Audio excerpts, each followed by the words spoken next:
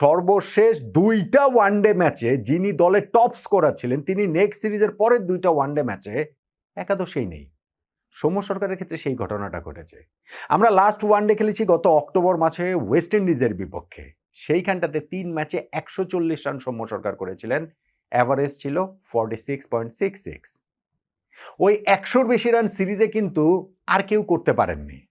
Top scorer Soumya সরকার ছিলেন। আপনি যদি লাস্ট ম্যাচটার কথা ধরেন সেইখানটাতে সৌম্যর একটা 91 রানের ইনিংস ছিল দলের সর্বোচ্চ। তার আগের ম্যাচটার কথা যদি ধরেন সৌম্যর একটা 45 রানের ইনিংস ছিল দলের সর্বোচ্চ। সর্বশেষ 2টা ওয়ানডে ম্যাচে দলের সর্বোচ্চ রান যার, ওই সিরিজটাতে সিরিজের সর্বোচ্চ রান যার, তিনি নেক্সট সিরিজে একাদশ থেকে বাদ পড়ে গেলেন। প্রথম 2টা ম্যাচে তিনি একাদশে থাকলেন না। বাংলাদেশের ক্রিকেট কি অস্ট্রেলিয়ান ক্রিকেট হয়ে গেল নাকি? ভারতের ক্রিকেট হয়ে গেল নাকি? ইংল্যান্ডের ক্রিকেট হয়ে গেল নাকি? মানে সৌম্যর বাদ পড়া দেখলে তো বিষয়টা ওই রকম মনে হয়। হ্যাঁ, এই জায়গাটাতে আমি বলছিলাম যে পারফরমেন্সের একটা বিবেচনা, একটা হচ্ছে গিয়ে ফেয়ারনেসের যে বিবেচনা, সেই ন্যায্যতা সৌম্যর ক্ষেত্রে আসলে হলো কিনা, ন্যায় বিচারটা আসলে কি তিনি পেলেন কিনা। যদি আপনি ধরেন ফরম্যাটে, ইন্টারন্যাশনাল ফরম্যাটে এরকম রান করার পর নেক্সট সিরিজের প্রথম 2টা ম্যাচে একাদশে না থাকাটা, এইটা আসলে অন্যায় হয়েছে সৌম্য সরকারের সাথে। এইখানটাতে কোনো ডাউট নাই। আলোচনায় কোনটা আসতে পারে যে না, আমরা রিসেন্ট ফর্ম বিবেচনায় নিয়েছি, আমাদের ধরেন এই কোচ, ক্যাপ্টেন, টিম ম্যানেজমেন্ট যারা একাদশ নির্বাচন করেছেন তারা হয়তো রিসেন্ট ফর্মটা বিবেচনায় নিয়েছেন, ডোমেস্টিক ক্রিকেট বিবেচনায় নিয়েছেন, প্র্যাকটিস ম্যাচ বিবেচনায় নিয়েছেন, আমাদের ওই বিপিএল ছিল, তারপরে হচ্ছে গিয়ে এনসিএল, ওডিআই ছিল, প্র্যাকটিস ম্যাচ ছিল, সবকিছু সেটাতে হয়তো বা তারা বিবেচনায় নিয়েছেন। কিন্তু সেই বিবেচনায় নেয়াটা যদি ক্রাইটেরিয়া হয়, সেই ক্রাইটেরিয়া কি বাংলাদেশ ক্রিকেটের সবার ক্ষেত্রে অ্যাপ্লিকেবল? সব সময় অ্যাপ্লিকেবল? ধরেন লিটন দাস, তিনি তো এই সময়টাতে তার পারফরমেন্স কি যেই কারণে তিনি ওয়ানডে দলে ফিরেছেন? সেরকম পারফরমেন্স তো নাই রে ভাই।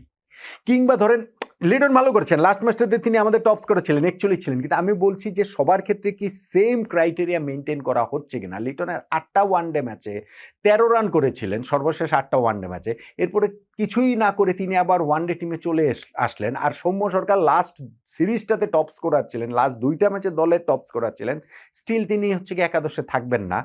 এইটা তো ড্রেসিং রুমে প্রত্যেককে একই রকম ভাবে দেখার, একই পাল্লায় মাপার সেই বার্তাটা তো আসলে দিচ্ছে না। তানজিদ হাসান তামিমকে একাদশে ইনক্লুড করা হয়েছে এবং প্রথম ম্যাচটাতে তিনি যে 67 রানের অপরাজিত একটা ইনিংস খেলেছেন 42 বলে, সেই কারণে সৌম্য সরকারের না থাকাটা নিয়ে খুব একটা আলোচনার জায়গা তৈরি হয় নাই। বাংলাদেশে যেহেতু ওই ম্যাচটাতে 115 মাত্র টার্গেট ছিল এবং সেই টার্গেটে তানজিদ এত ভালো ব্যাটিং করেছেন, বাংলাদেশ ওই ম্যাচটা জিতে গেছে সহজেই 8 উইকেটে 209 বল হাতে রেখে। ফলে ওইটা নিয়ে খুব একটা কথাবার্তা হয়নি। কিন্তু সেকেন্ড ম্যাচে যখন আমাদের ব্যাটিং কলাপস করেছে আরও একবার আমরা ব্যাটিংয়ে মুখ থুবড়ে পড়লাম, তখন কিন্তু ওই আলোচনার জায়গাটা জোরদার হয়েছে।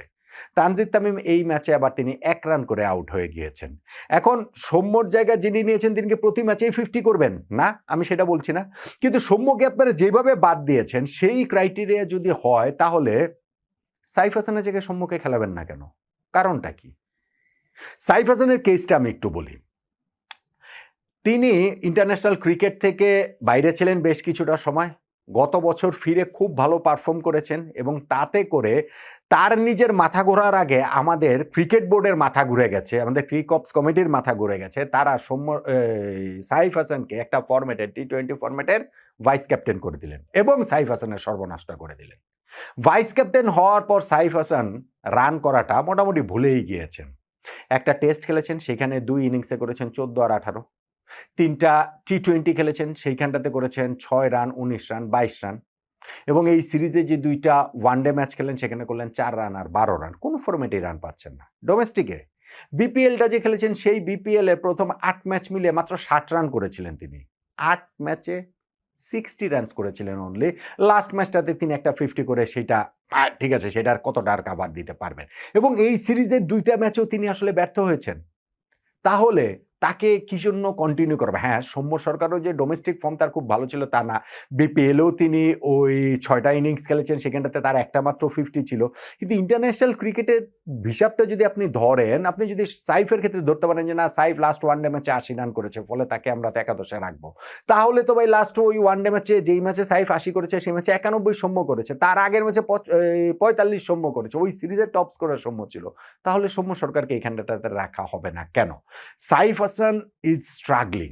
তাকে আসলে ওই ভাইস ক্যাপ্টেন্সি দেওয়ার পর থেকেই মনে হচ্ছিল যে ব্যাটিংটা, মানে ভাইস ক্যাপ্টেন্সি কি আর আলাদা কোনো প্রেশার রয়েছে কিনা তা নেই, কিন্তু তিনি তার যে রিভাইভালটা হয়েছিল ইন্টারন্যাশনাল ক্রিকেটে সেইটা এখন আবার অনেক দূরবর্তী মনে হচ্ছে, এবং মনে হচ্ছে যে তিনি প্রতিনিয়তই হচ্ছে গিয়ে ক্রিজে গিয়ে নিজের সঙ্গেই যুদ্ধ করছেন, প্রতিপক্ষের সঙ্গে যুদ্ধে তিনি পেরে উঠছেন না।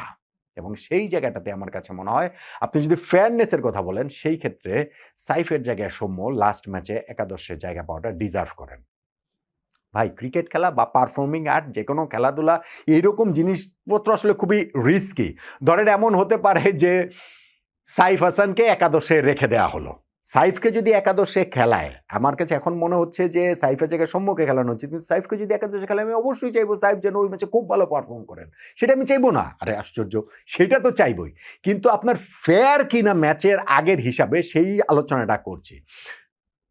সাইফ খেললে ওই ম্যাচে খুব ভালো পারফর্ম তিনি করতে পারেন, তখন আবার হয়তো মনে হতে পারে যে না, ঠিক আছে, সৌম্যকে বাদ দেওয়া হয়েছে, তিনি একাদশে বেড়েছেন, সেটা ভালো হয়েছে। আবার ধরেন সৌম্যকে খেলানো হলো কিন্তু সৌম্য ফেল করলেন, তখন মনে হতে পারে যে না, সৌম্য তো আসলে এসেই বা কি করেছেন, তার চেয়ে তিনি বাইরে থাকতেন, সেটাই ভালো ছিল। সাইফ তাও কিছু করলেও করতে পারতেন, বা তানজিদ তামিমকে যদি বাদ দেন, আমি যদি সেই হিসাবে বলি যে তিনি কিছু করলেও করতে পারতেন।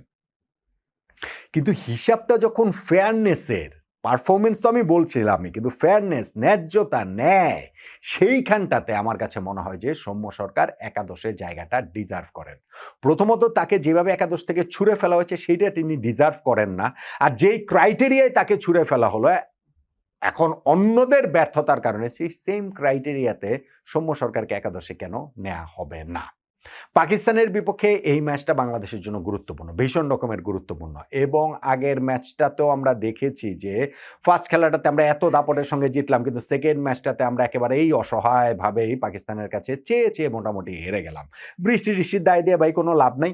বৃষ্টি না হলেও ওই ম্যাচটা আমরা হারতাম। আমাদের ওই ৩২ ওভারে ২৪৩ রান আমরা করতে পারবো না সেটা বলছেন, ৫০ ওভারেও ভাই ২৭৫ করতে পারতাম না। যেই ব্যাটিংটা আমরা করেছি, যেই অ্যাপ্রোচ আমাদের, যেই অ্যাপ্লিকেশন আমাদের, তাতে করে বাংলাদেশের পক্ষে সেইটা আসলে সম্ভব ছিল না।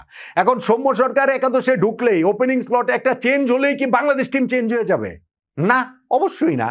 কিন্তু মাঠে নামার আগে বাংলাদেশের সেই জয়ের, রান করার পসিবিলিটির জায়গাটা বাড়বে, ন্যায্যতার জায়গাটা প্রতিষ্ঠিত হবে যে না, ঠিক আছে, প্রত্যেককেই একই ক্রাইটেরিয়া সবার ক্ষেত্রেই প্রযোজ্য, প্রত্যেককেই ড্রেসিং রুমে একই রকমভাবে দেখা হয়।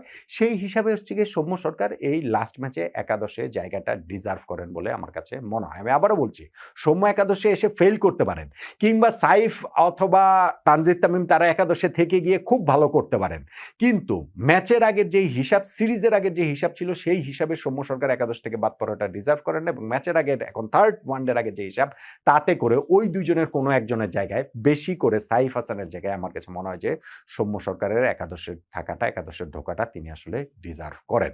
টিম ম্যানেজমেন্ট কি আমাদের টিমের ড্রেসিং রুমে, আমাদের বার্তা দিতে হবে না, মিডিয়াকে বার্তা দেওয়ার কিছু নাই, আপনার দর্শকদেরও বার্তা দেওয়ার কিছু নাই, ড্রেসিং রুমে কি অন্তত ওই বার্তাটা দিতে পারবে?